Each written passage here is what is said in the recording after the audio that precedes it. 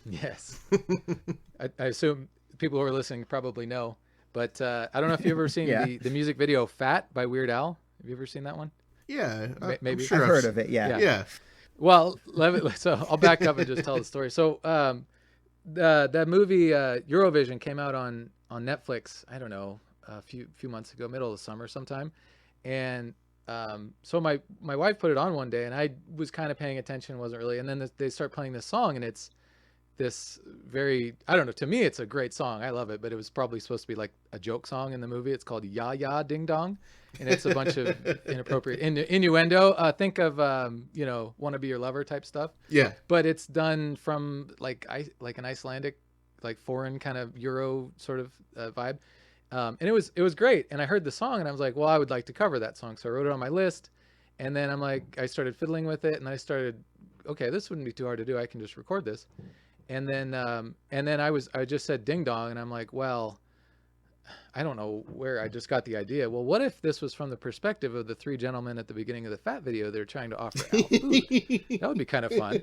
And I would just basically go through the things that they say and the things that they talk about at the very beginning of the video. So I turned that, I don't know what it is, like a 15-second interaction into a 2-minute song.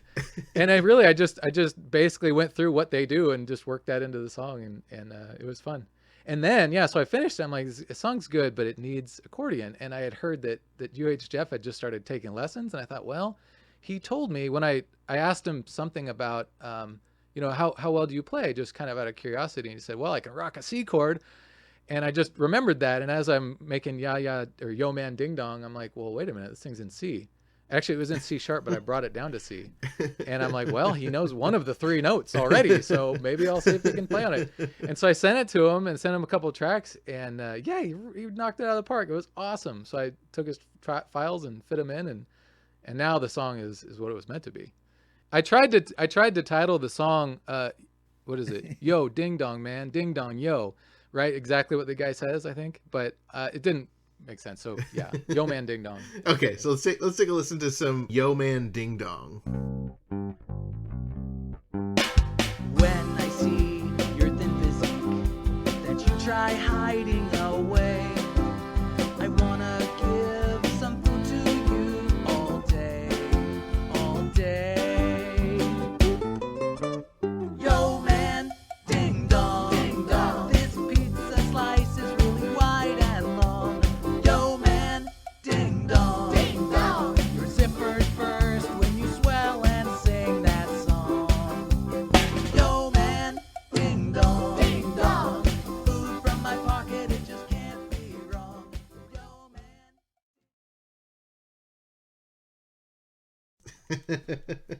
I love that. So, that interaction at the beginning of Fat is one of my favorite parts of the Weird Al ethos. It's so funny. And you took on a pretty ambitious parody with your next parody, a parody of Weird Al's song Yoda, also a parody of the Kinks' Lola, but you changed the title character from Yoda to Bermuda. Can you tell us a little bit about how that song got started? Well, I'd been listening to your podcast, obviously, and there's a lot of discussion around the 40th year anniversary of the meeting of Al in Bermuda on the Dr. Demento show for Another One Rides the Bus in, was it 80, right?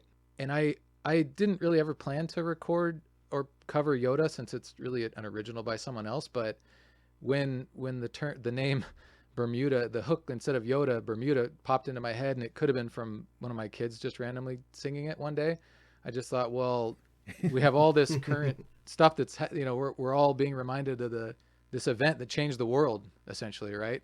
And and so now we have all this like detailed information about events leading up to that day and stuff that happened after it and all these things, and it would be fun to work that into the song somehow, since so I don't know if there was much more thought to it than that. It was just like, well, yeah, that makes sense, we'll just do Bermuda. And so I kind of wrote the words, and I had to fact check it and re-listen to several of your podcast episodes several times to make sure I mean, I know it's not perfect. There's a bunch of stuff that's embellished, but at the same time, I wanted it to be kind of true so that it was a story that you could kind of follow through everything. So, well, that's really cool that Dave and Ethan's 2000-inch Weird Al podcast was able to give you the information that you needed to write this great parody of Yoda and the Kinks' Lola as well. I'd love to take a listen to it right now. The world premiere right here on Dave and Ethan's 2000 Weird Al podcast of the parody song Bermuda by Zeb Lemke.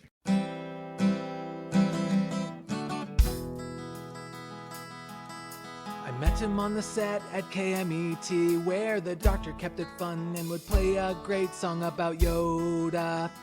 Y-O-D-A, Yoda.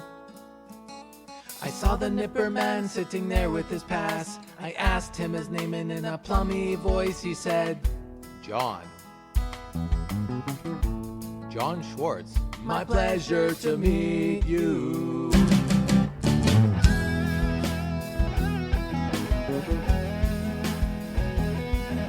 Well, he plays drums, so Bill gave him the case. Then he accompanied the craziness by banging on pace to a song that I wrote just that weekend.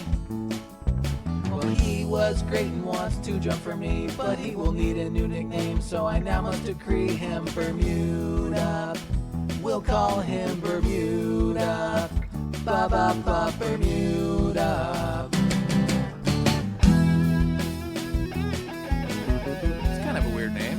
It's gotta be the Shorts, right? Well, we left camp a few hours before, and I'd only had a single small hit before. But Dr. D, he helped us out, you know. He said fans will want this song on every week's show. From then on we started to collaborate, but humanity had not realized its glorious fate yet. Bermuda, ba-ba-ba, Bermuda, ba-ba-ba, Bermuda, Bermuda, ba-ba-ba, Bermuda, ba-ba-ba, Bermuda.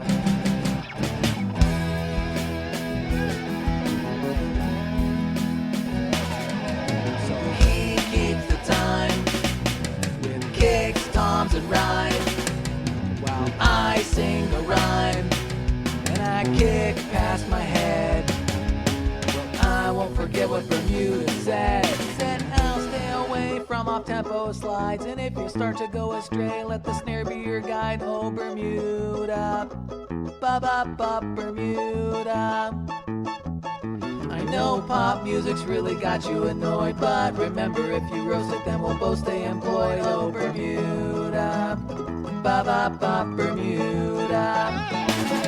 Well, I heard his archive is never a mess, so I'm gonna check out his new book, I guess. And I know that he'll nail any style all day. He'll be playing these drums till he's old and gray. True good friendships are so hard to find, so I'll be making great music till the end of time with Bermuda. Ba-ba-ba, Bermuda. Ba-ba-ba, Bermuda. Everybody! Bermuda. Ba-ba-ba, Bermuda. Ba-ba-ba, Bermuda. Bermuda. Ba-ba-ba, Bermuda. Ba-ba-ba, Bermuda. Bermuda. Ba-ba-ba, Bermuda. Ba-ba-ba, Bermuda. Bermuda. Ba-ba-ba, Bermuda. Ba-ba-ba, Bermuda. May the Schwartz be with you. That is amazing, Zeb. Thanks. Really just an epic anthology of just Al and Bermuda meeting and just creating this incredible music that has brought the three of us together today. Yeah, it was fun. And so I understand this, what we just heard is kind of like a radio edit, but there is an extended version as well. So I got the idea to do this Bermuda song based on what we just talked about.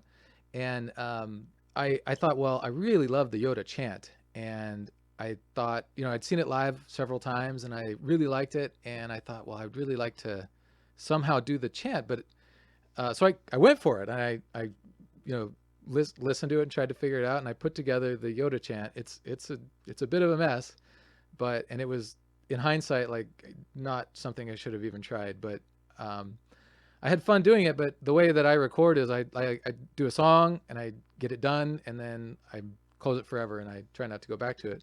But with how much went into studying that and figuring out how to do all the parts and everything, it took me forever, and I was pulling out my hair trying to finish it. So I basically rushed through it, got it done, finished it, and then your radio edit makes it sound so much better when you take the whole thing out. I disagree. I think you did a great job. I don't think I've ever heard someone even attempt to cover the Yoda chant. I've seen people do it in concert while Al and the band are performing it, but on some kind of recording, I don't think I've ever heard that either. It's a big task to be able to cover that chant, and you did a great job. Oh, well, thank you. No, I know it's a big task now. You should have told me that, a few months ago. No, I knew. I thought it would be fun, and it was fun, but it was also horrific. So, well, we're glad you did it because it's great to listen to, and yeah, thank you. And I mean, I can't even imagine. I know the words to every Weird Al song except the Yoda chant. That was just, it's just so crazy. Some of it's not words, it's just noises and, rhythms, and you did a great job. Thanks. Yeah, it was fun. And another really ambitious song to try to learn is Weird Al's Pokemon song, which, of course goes through all the different Pokemon characters. And you actually did a parody of that song as well, all about punk rock bands called Punkamon. And it is really great. I'd like to take a little listen to it right now, and then you could tell us a little bit about what went into Punkamon. Vandals, Misfits, AFI, Bad Religion, NDI, Green Day, Wizzo, Dead Milk Band, The Force and the Living End, Rumbles, Bad News, The Unseen, High Standard, and Halloween, Mr. Yuck and Lagwagon, let's all have a rebellion.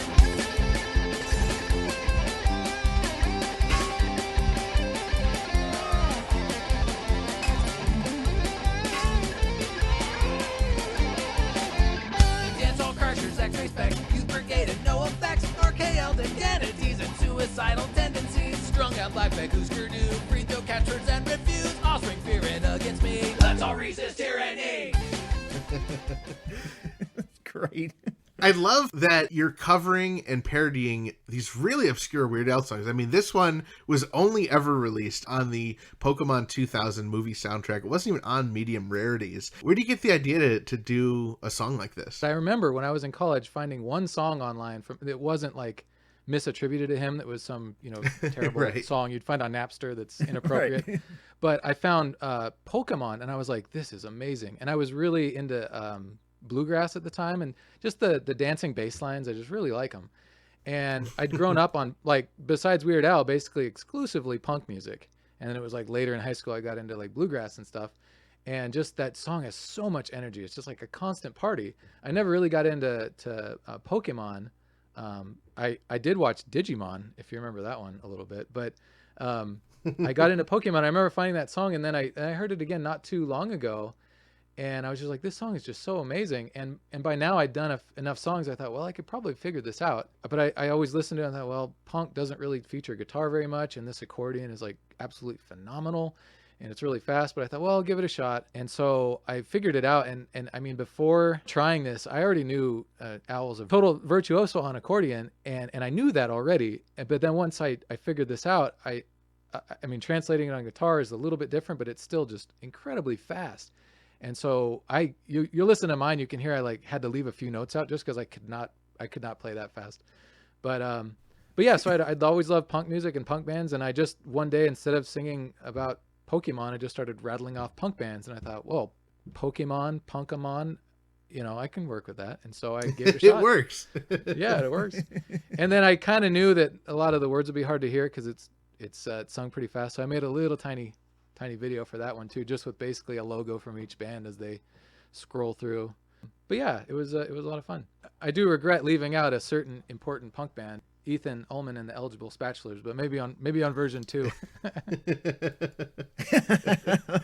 And I guess, yeah, Jonah Ray should have been in there too, because obviously the punk versions of Weird Al lyrics.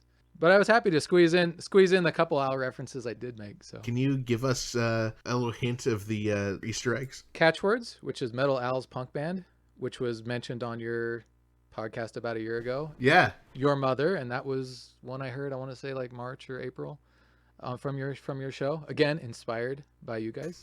You've got other cool demented bands like Worm Quartet listed. Yeah. Well, I really love Minor Threat. I was a big fan of them when I was really, I don't know, junior high or high school. And and I really wanted to use them. And I didn't really think too hard about this. I probably could have rearranged the lyrics to make stuff rhyme better, but I just kind of started saying bands. And when I got to Minor Threat, I'm like, what rhymes with Minor Threat? And I couldn't think of any other bands until, Worm Quartet. So, and these punk, I'd say they're punk enough. So, they're a lot of fun. Angry enough, I do regret I put Halloween in there, and that should have been like Flogging Molly or something. So there's a metal band that has maybe a punk song, but yeah. I think we'll forgive you for that.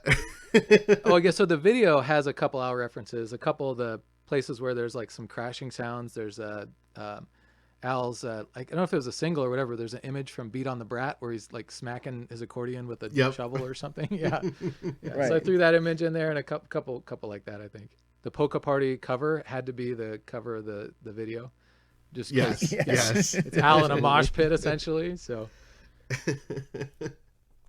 Oh, it's so great. Well, Zeb, I mean, what's coming next? What can we expect? Are you working on more songs, more projects, or maybe an album? No. Well, I mean, I have a list of songs I want to do. I don't know when I'll do them or how I'll do them, because typically what's been happening is like I have these songs I've wrote down that I want to cover or do something with, and then I'll hear something new and be like, oh, I want to do that, and I just do that. And so I'm not really working through my list very well. I mean, I have a list of Al songs I want to do. But I don't know. I don't know if I will. I had an idea, and I think you guys might have. I don't think I'll do this because I don't think the lyrics work. But do you remember when you had Beefalo on? And you were talking about Al and everyone getting stuck in the elevator. Well, it was going to be a parody of Stuck in the Closet with Vanna White, but something about an elevator stuck in the elevator with Dr. Demento or something like that. I'm not sure I can make that work. But, yeah. Zeb, is there anywhere where we can check out your music? Is there any website or anything where we can check this out? You know the answer to that. I mean, I have the YouTube channel, but I'm not even sure what my name is on it. So, and it's only got like 5 videos. I have a SoundCloud site mostly just because I lose everything on my computer. So I was putting it up there so I would have it, but I made all the tracks private and I don't know how to undo it. So I don't think that's even a good medium for listening to songs. So I got some work to do there. I apologize. I can't really share any of this with anyone. I guess just have people email you and then I'll email them. Yeah, email frank@2000inch.com if you want to check out some of this music, and we'll have Frank forward it to Zeb, and then Zeb will we'll figure it out, and maybe you can post some of the links over on our Facebook group. Yeah, okay. I was gonna say, like, just on the note of being inspired by Al, it's kind of like he's so amazing and such a virtuoso, genius, comedic, like, and nice person. It's like it's almost too much. You're like, well, there's no way I can aspire to be anything like that. It's just too good, and so it's almost a deterrent. Like, you'd almost not be inspired by Al. Like, he's just too amazing. But I read an interview, or I heard an interview of Steve J, like on a podcast or something somewhere, and he had said something along the lines of that it was unfortunate that music had become like a commodity, kind of like an industry where only certain people make music and only certain people consume music. And he said that music should be for everyone. Like, if you can pound on a pots and kettles and make music that you enjoy, or so, like, to some extent, that music should be for everyone by everyone, sort of thing. And I thought that kind of really helped me, in addition to you guys requesting stuff for your podcast last year for Al's birthday and me deciding to do a song. I'd heard that and thought, you know what, it's okay to just make music even if it's not professionally done, and just have fun with it. I mean, especially this year, it's been really what's the word, therapeutic, cathartic. It's been nice to have a kind of creative release when so many other things have been can't do things that you're not normally used to doing. So, Zeb, thank you so much for joining us. This was just so much fun getting to chat with you on the air finally. We love your music. We can't wait to keep hearing it, and we hope you continue sending it to us. Oh, thanks, guys. You guys are absolutely awesome, and I really appreciate you guys making the show and putting information out there for us to have our way with, and I didn't word that very well. But anyway, I guess I just want to say you guys are awesome, and just thanks for everything. Love your show. Thank you so much, Zeb Lemke, for the amazing interview and all your support of our podcast. Yes, it's great to finally chat with Zeb on the air. You know, of course, we're in touch with him quite a bit. He sends us a lot of great content off the air, on the air. It's really great to have him on the show. We really wish we had some place to send you so you can hear all of his songs. So in lieu of that, head on over to our Facebook group at group.2000inch.com and we will post a few links there. Links? Like breakfast links? Oh, I'm so hungry after both of those interviews. Well, I'm not. I had so much bacon earlier. Vegan bacon? No, just regular bacon. We already went over that. Oh. This week's episode is brought to you in part by vegan Mexican restaurant Burrito in Troy, New York, home of the 2-pound double wrapped in a quesadilla burrito. Come on down to Burrito and Burrito your burrito. Find them at burritosquared.com and at burritosquared on Instagram. And remember, not every burrito is a burrito, but every burrito can be burritoed. Each week, we're able to bring you this podcast absolutely free thanks to sponsors like Burrito, Angel Valenzuela and his son David Cash, Discover Darwin, Jackson Scoggins, and our amazing Patreon supporters like Trevor Son, and so many more. Revenue from our incredible supporters on patreon.com/2000inch allows us to continue doing what we love, which is making fantastically fun, funny, and family-friendly Weird Al podcasts for you each and every week. We'd absolutely appreciate your consideration in joining our pretty stinking majestic Patreon family for as little as $1 per month. Hey Dave, I noticed you're no longer wearing your old Dave and Ethan's 2000-inch Weird Al podcast t-shirt that you've worn for the past 86 inches. Did you get a new Dave and Ethan's 2000-inch Weird Al podcast t-shirt for Christmas? This is my new Dave and Ethan's 2000-inch Weird Al podcast t-shirt. My friend Frank, he gave me this Dave and Ethan's 2000-inch Weird Al podcast t-shirt. It's a pretty good Dave and Ethan's 2000-inch Weird Al podcast t-shirt. It's not as good as my old Dave and Ethan's 2000-inch Weird Al podcast t-shirt. I miss my old Dave and Ethan's 2000-inch Weird Al podcast t-shirt, but it's still a good Dave and Ethan's 2000-inch Weird Al podcast t-shirt. Sometimes you gotta take what life gives you, because life is like a Dave and Ethan's 2000-inch Weird Al podcast t-shirt. And sometimes your Dave and Ethan's 2000-inch Weird Al podcast t-shirt gets full of dirt and crud and bugs and hairballs and stuff, but you just gotta wash it off. You gotta put it in the washing machine and rinse it out and start all over again. And sometimes life requires you to dress more formally, and a Dave and Ethan's 2000-inch Weird Al podcast t-shirt isn't good enough. It's not good enough. You've got to get some other Dave and Ethan's 2000-inch Weird Al podcast merchandise, like a Dave and Ethan's 2000-inch Weird Al podcast hoodie or something, and really wear it. And if that doesn't work, you can't give up. You've got to run to a window and yell, "Hey, Dave and Ethan's 2000-inch Weird Al podcast merchandise available at shop.2000inch.com is pretty stinking majestic, and I'm gonna wear it all the time." Find us online at WeirdAlPodcast.com or 2000inch.com, where you can find information about our guests and listen to past episodes like episode 34-inch from last year, where we interview 3 musicians inspired by Weird Al: Devo Spice, Durwood Bowen, and Metal Al. Please join our Facebook group by heading to group.2000inch.com for episode discussions and other exclusive content. Follow us on Facebook, Twitter, and Instagram at 2000inch and youtube.2000inch.com. Remember to tag fun, Weird Al, or podcast-related posts on social media using hashtag 2000inch and hashtag Gill and Chill. And make sure to share our posts, tell your friends about the podcast, and we love it when you leave us voicemail on our 27-hour-a-day podcast hotline, 347-SPATULA. You might even hear your message on the air. The 347-SPATULA hotline, the official hotline of Dave and Ethan's 2000-inch Weird Al podcast, is sponsored by Angel Valenzuela and David Cash, 2 amazing Weird Al fans and podcast supporters. Get your fanny on over to Apple Podcasts, Spotify, Stitcher, Amazon Music, or the podcast app of your choice, and hit the subscribe button to ensure that you don't miss any new episodes when they drop every Wednesday. Coming up in the new year, at some point, we will be airing our series of bonus episodes where we sit down with the amazing John Bermuda Schwartz and go page by page, picture by picture through his new book, Black and White and Weird All Over. Time is running out for you to grab that book if you want to be able to follow along with those episodes. Plus, it makes a great gift to give to someone for the alpocalypse.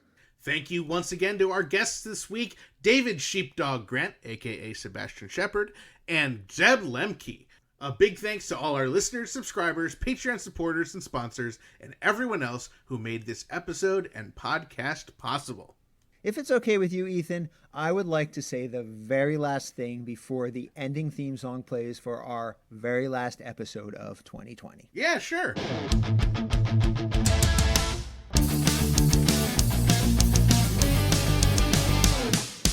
That was Dave and Ethan's 2000-inch Weird Al podcast, episode 87-inch. 5 days, 6 hours, 27 minutes, 1 second, and counting.